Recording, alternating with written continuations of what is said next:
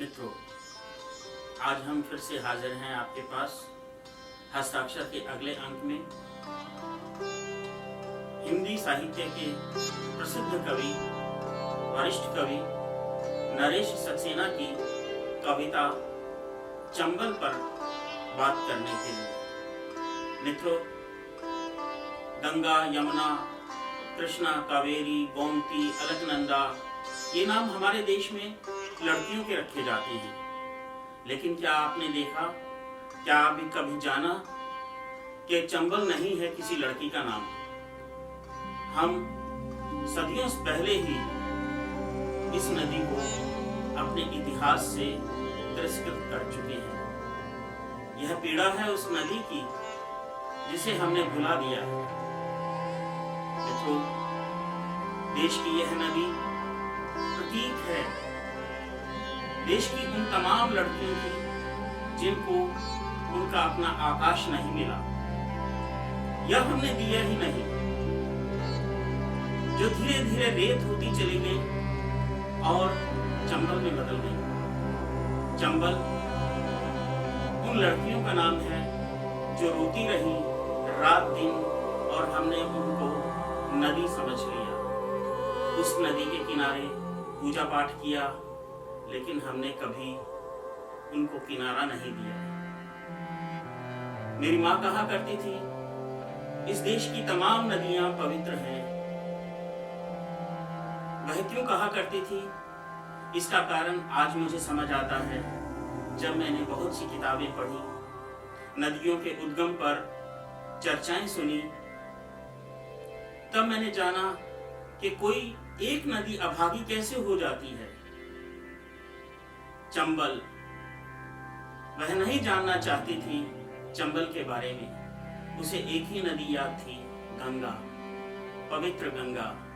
और गंगा की सभी बहनें, अलकनंदा, गोमती, कृष्णा, कावेरी, यमुना, जो आज हमारे देश में लड़कियों के नाम है, वह क्यों नहीं जानना चाहती थी चंबल का नाम? क्योंकि वह रक्त पिपासु पशुव्रती नदी रही है। इसीलिए शायद दुनिया की तमाम स्त्रियां विभत्स चेहरे नहीं देखना चाहती और मां भी नहीं देखना चाहती थी। मनुष्य का एक स्वभाव है कि वह बहुत जल्दी भूल जाता है। भूलेगा नहीं तो जिएगा कैसे? मेरी मां भी भूल जाना चाहती होगी। मैं आज सोचता हूँ, कुछ विभत्स चेहरे जो इतिहास में दर्ज हैं, दुनिया की तमाम माएं इसीलिए भूल जाना चाहती हैं क्योंकि वे जानती हैं कि उनके बच्चों की आंखों में वह दहशत नहीं देखना चाहती। माँ कभी सोच भी नहीं सकती थी कि कोई नदी रक्त बहाकर भी ले जा सकती है। चंबल इसी नदी का नाम है। एक कवि ही उस नदी की पीड़ा को समझ सकता है। शायद इसीलिए नरेश जी ने यह कविता उस नदी की पीड़ा के रूप में लिख डाली। यह पीड़ा उस नदी की नहीं, हमारी तमाम बेटियों की पीड़ा है। इतनी वैज्ञानिकता के साथ कवि अपनी कविता लिखता है और पाठकों तक पहुंचता है। याद करो, वह नदी जो इतिहास में तो है, भूगोल में नहीं है। जो विद्या और बुद्धि की नदी सरस्वती अब धरती पर नहीं है, वह शायद अपनी कब्र में ही बहती होगी। चंबल पीड़ा है इस देश की बेटियों की, पीड़ा सूखती हुई नदी की, पीड़ा लज्जा से मरती हुई नदी की। फूल कैसे पत्थर हुए और पत्थर कैसे रेत, यह फूलों से रेत होने की कथा है। यह फूलों के खेत होने की कथा है। यह फूलों के प्रेत हो जाने की कथा है। मित्रों, हम सुनते हैं नरेश जी की आवाज में ही यह कविता चंबल नहीं है किसी नदी का नाम। ये महाराजा रंतदेव के अग्निहोत्र में काटी गई सहस्त्रों गायों और बछड़ों के बहे खून से बनी नदी। यह वेद व्यास के शांति पर्व से निकली एक अशांत नदी। बेईमान शकुनी ने अपने पासे फेंके यही, और संपत्ति और सिक्कों के बदले पत्नी हारी गई यही। फिर 5 पतियों और पितामह की सहमति से सबने उसके वस्त्र उतरते देखे। ये उसके आहत वचनों से अभिशप्त नहीं, चंबल के तट तीर्थ नहीं। प्राचीन सभ्यताओं का कोई नगर न मेले, पर्व तीज त्योहार, न पूजन हवन न मंत्रोच्चार। भयानक भाए भाए सन्नाटे पूरित, कटी फटी विकराल कंदराएं चंबल के आर पार। क्षत विक्षत कर डाली हो जैसे खुद अपनी ही देह, किसी विक्षिप्त स्त्री ने सहसा धीरज खोकर। चंबल के तट तीर्थ नहीं है, उसके बारे में प्रसिद्ध है कि तरस करे तो रागी होए, और परस करे तो बागी होए, और करे आचमन मूड सिरा दे, चंबल तो बड़भागी होए। यमुना गंगा कृष्णा कावेरी गोमती अलकनंदा, ये सब तो लड़कियों के नाम हैं। चंबल नहीं है किसी लड़की का नाम, जबकि चंबल वो अकेली और अभागी नदी है जो पुराणों में वर्णित अपने स्वरूप को आज तक कर रही है सार्थक। चंबल में पानी नहीं, खून बहता है। चंबल में मछलियाँ नहीं तैरती, लाशें तैरती हैं। चंबल प्रतिशोध की नदी है, और वो कौन सी लड़की है जो प्रतिशोध और खून से भरी नहीं है, और जिसमें लाशें नहीं तैरती। फिर भी शारदा, सई, क्षिप्रा, कालिंदी, ये तो लड़कियों के नाम हैं। चंबल नहीं है किसी लड़की का नाम। और वे नदियाँ जिनके नामों पर रखे गए लड़कियों के नाम, और जो स्वर्ग से धरती पर उतरी थी हमें तारने, आज खुद अपने तारे जाने के लिए तरस रही हैं। भक्तों के मलमूत्र से, वमन और विष्ठा और बलगम से भरकर वे हो गई हैं कुंभी पाक। लेकिन उसी मलमूत्र और वमन और विष्ठा से दिया जा रहा सूर्य को अर्घ्य, ओम भूर्भुवस्सुवः तत्सवितुर्।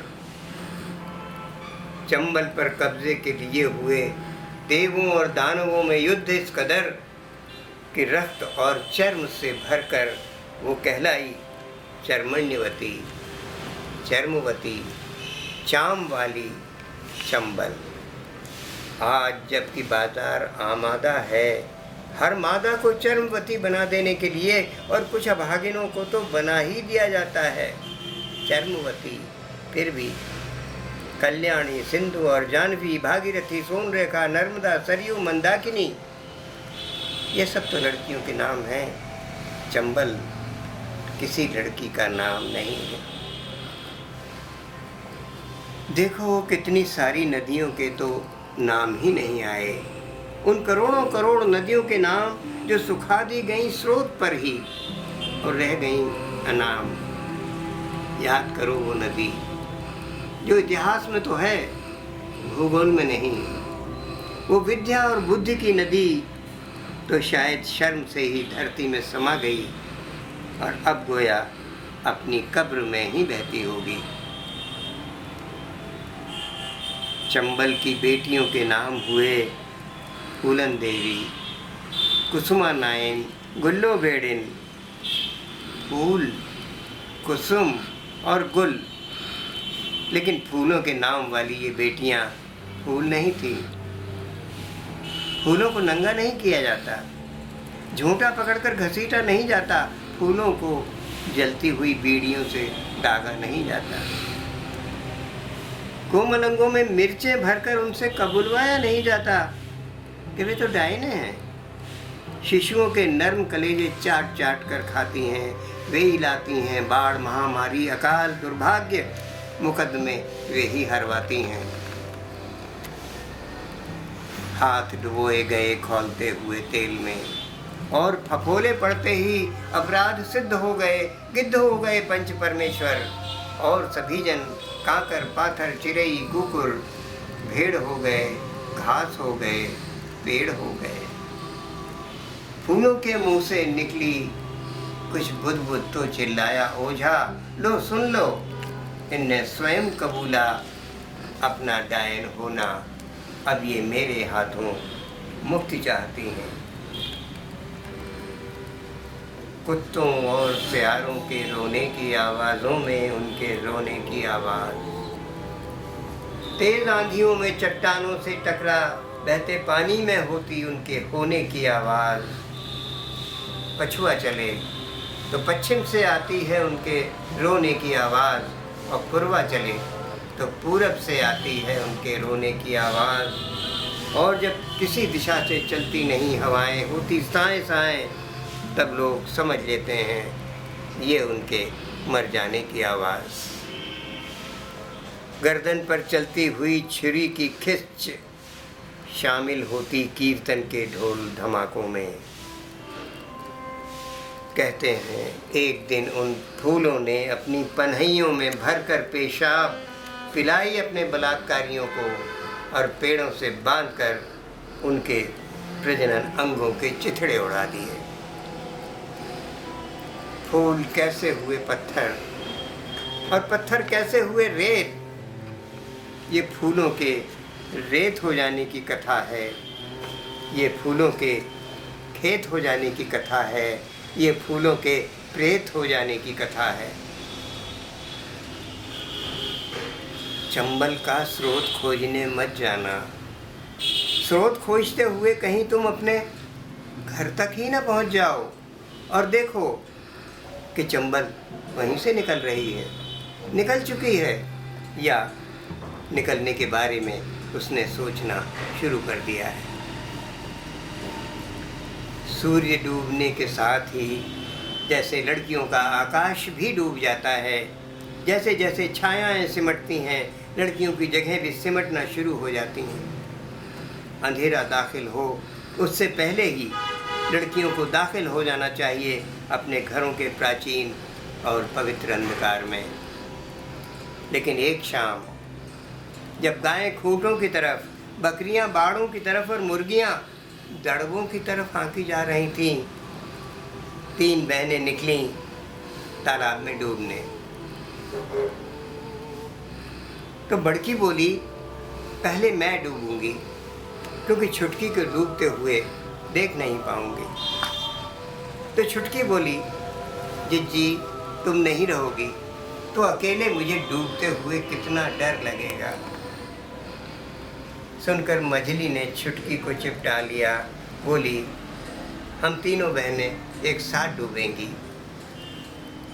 छुटकी बोली, मझली जब तेरी कमर तक पानी आएगा तो मेरे तो सिर तक आ जाएगा, एक साथ कैसे डूबेंगे। मछली के आंसू आ गए। उसने छुटकी को गोद में उठा लिया। छुटकी बोली, मछली तुझे तो तैरना आता है, तू कैसे डूबेगी। मैं गले में पत्थर बांध लूंगी। लेकिन रस्सी तो अपन लाए नहीं, मैं चुनरी से बांध लूंगी पत्थर। लेकिन पत्थर बांधने से चुनरी हट जाएगी तो तुझे शर्म नहीं लगेगी। नहीं, मछली ने कहा, लाशों को शर्म नहीं आती।